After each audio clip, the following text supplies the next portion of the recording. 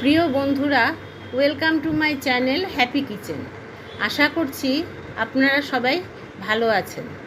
আজকের রেসিপি যেটা আমি করতে চলেছি সেটা হচ্ছে নারকেল দিয়ে মোচা চিংড়ি ঘন্ট।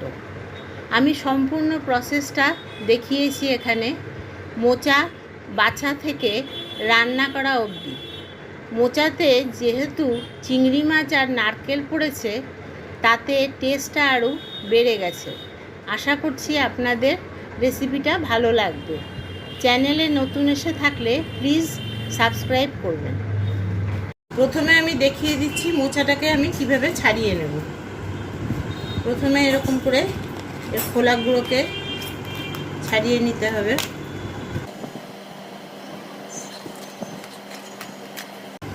এবার যে মোচার ফুলগুলো আমি নিয়ে নিয়েছি, এটা আমি দেখাচ্ছি। ভেতরে এরকম একটা শির মতন থাকে, এই শিরটাকে ফেলে দিতে হবে। আর তার সাথে এরকম একটা পাতলা আঁশ মতন থাকে, সেটাকেও ফেলে দিতে হবে।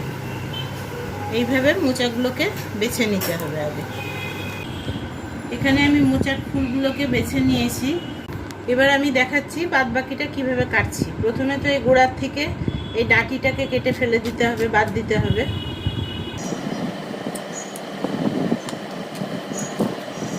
তারপরে যে এই যে কচি ফুলগুলো আছে, এগুলোকে আর আলাদা করে ওইভাবে বাছতে হবে না। এটাকে প্রথমে কচি ফুলের এই যে এই দিকটা ধরে এখানটার এরকম করে বটির মধ্যে চাপ দিলে পরে এই যে ডাঁটি কিছু বেরিয়ে আসবে, সেগুলোকে ফেলে দিতে হবে। এর কুচানোর সময়ও কিছু ডাঁটি বেরিয়ে আসবে। এই যে ডাঁটিগুলো বেরিয়ে যাচ্ছে, দেখুন ভালো করে। এইগুলোকে টেনে ফেলে দিতে হবে। এইভাবে কচি ফুলগুলোকে কুচিয়ে নিতে হবে। দেখুন আর ডাঁটি নেই, পরিষ্কার হয়ে গেছে। আর যে কলার ফুলগুলোকে বেছে রেখেছিলাম, সেগুলোকেও আমি ছোট ছোট করে কুচিয়ে নেব। এইভাবে আমি কুচিয়ে নেব। আর এই পাত্রটার মধ্যে আমি জল আর হলুদ দিয়ে রেখেছি। এই হলুদটা দেওয়ার কারণ হচ্ছে মোচার যে কষটা থাকে সেটা বেরিয়ে যাবে, আর মোচাটা কালো হবে না রান্না করার সময়। মোচার ফুলের যে কচি ভাবটা ছিল সেটা আমি অনেকটাই কেটে নিয়েছি। এবার আর এটাকে এইভাবে কাটতে হবে না, দেখিয়ে দিচ্ছি কিভাবে কাটতে হবে। প্রথমে মাঝখান দিয়ে একটা ফালা দিতে হবে, এইভাবে দিয়ে এটাকে আর একটা ফালা দিয়ে নেব। এবার এই ফালাগুলোকেই ধরে আমি কুচিয়ে নেব, এভাবে কুচিয়ে নেব।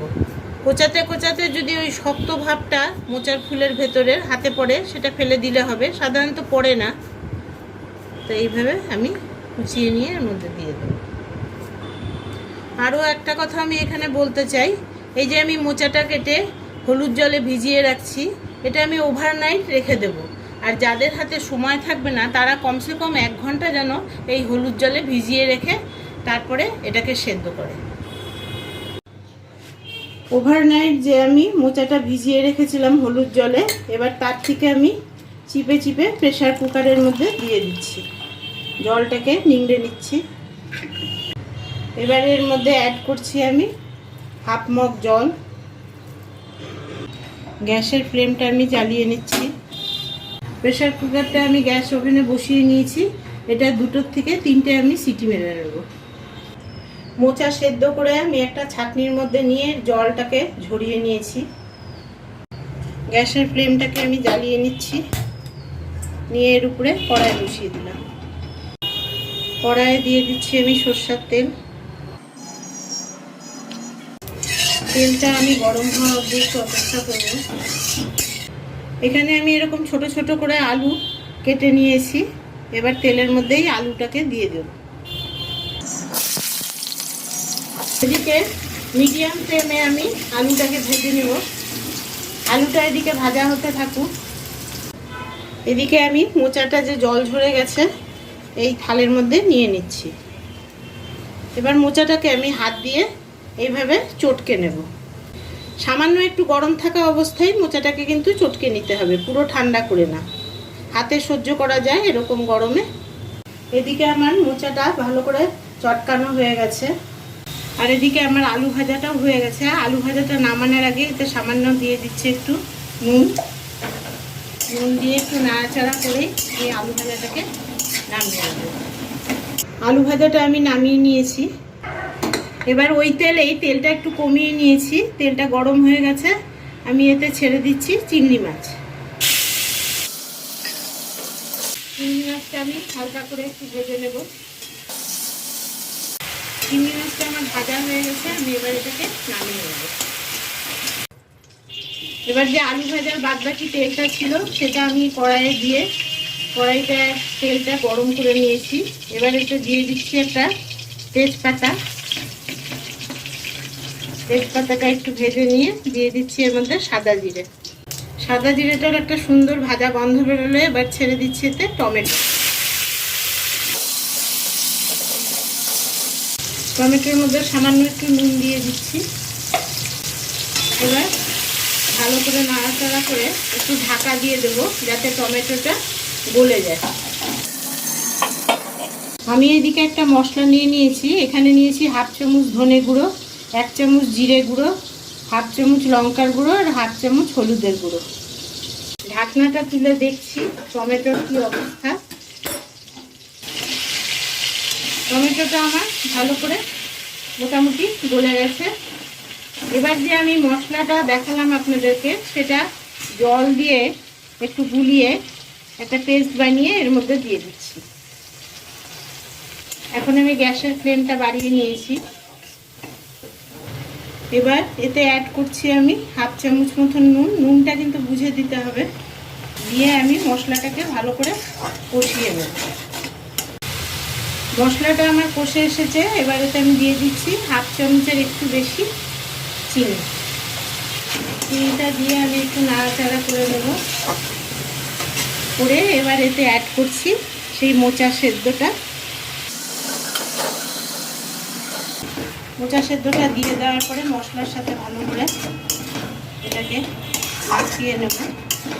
এবার এটাকে আমি ঢাকা দিয়ে রান্না করব। আমি কিন্তু গ্যাসের ফ্লেমটা এখন হাই করেই রাখবো, কারণ আমার মোচাটা এখানে সেদ্ধ হওয়াই আছে, সুতরাং রান্না হতে বেশিক্ষণ সময় লাগবে না। 3 মিনিট পরে আমি ঢাকনাটা একটু উঠিয়ে নিচ্ছি। উঠিয়ে নিয়ে আমি আরেকবার নাড়াচাড়া করে দেব। আবার এটা ঢেকে দিচ্ছি। 3 মিনিট পরে আমি আবার ঢাকনাটা তুলে নিচ্ছি। নিয়ে আমি ভালো করে এটাকে নাড়াচাড়া করে নেব। আমার যতটুকু জল বেরিয়েছিল শুকিয়ে গেছে। এবার আর ঢাকা দেবো না, কারণ মোচাটা যেহেতু সেদ্ধ করাই আছে, সেদ্ধ হওয়ার আর কোনো দরকার নেই। শুধু জলটা শুকানো ছিল, সেই জন্য ঢাকা দিয়ে দিয়ে করছিলাম। জল শুকিয়ে গেছে, এবার আমি আর এটা ঢাকা দেবো না। এবার এতে অ্যাড করছি আমি যে আলুটা ভেজে রেখেছিলাম সেই আলুটা।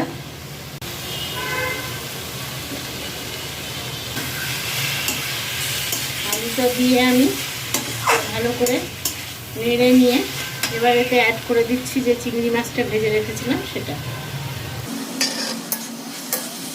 চিংড়ি মাছ আর আলুটা দিলাম বলে এটাকে আমি 1 মিনিটের জন্য আবার একটু ঢেকে রান্না করে নিচ্ছি। 1 মিনিট হয়ে গেছে, আমি ঢাকনাটা তুলে নিচ্ছি। এবার একটু ভাজা ভাজা করেই আমি এটা নামিয়ে নেব। এবার এতে অ্যাড করছি আমি একটু নারকেল কোড়ানো, দিয়ে আমি এটাকে ভালো করে মিশিয়ে দেব। নারকেল কোড়ানোটা দেওয়ার পরেই কিন্তু আমি গ্যাসের ফ্লেমটা অফ করে দিচ্ছি। এবার এতে আমি অ্যাড করছি একটু গরম মশলা গুঁড়ো করে রেখেছিলাম সেটা, আর 1/2 চামচ ঘি। গরম মশলা দেওয়ার পরে একটু নেড়ে চেড়ে নিয়ে আমি এটাকে 2 মিনিটের জন্য স্ট্যান্ডিং টাইমে ঢাকা দিয়ে রাখবো। এবার মোচা ঘন্টটা আমি একটা বাটিতে সার্ভ করে নিচ্ছি। যদি আপনাদের এই রেসিপিটা ভালো লেগে থাকে তাহলে লাইক, শেয়ার, কমেন্ট এবং সাবস্ক্রাইব করতে ভুলবেন না। দেখা হচ্ছে পরের ভিডিওতে। Thank you.